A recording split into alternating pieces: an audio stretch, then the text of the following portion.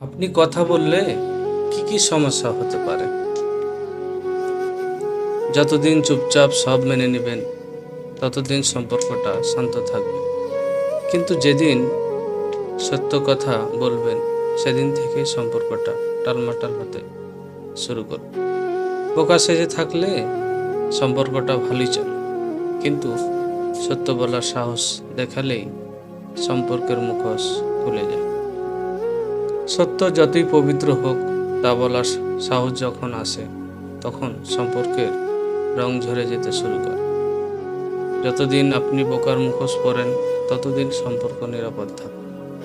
চুপ করে থাকলে সবাই আপন, সত্য বললেই শুরু তেজন।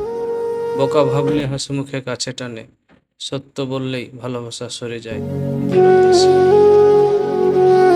তুই আগে এমন চুপচাপ ছিলি না, হ্যাঁ, তখন বোকার মতো চুপ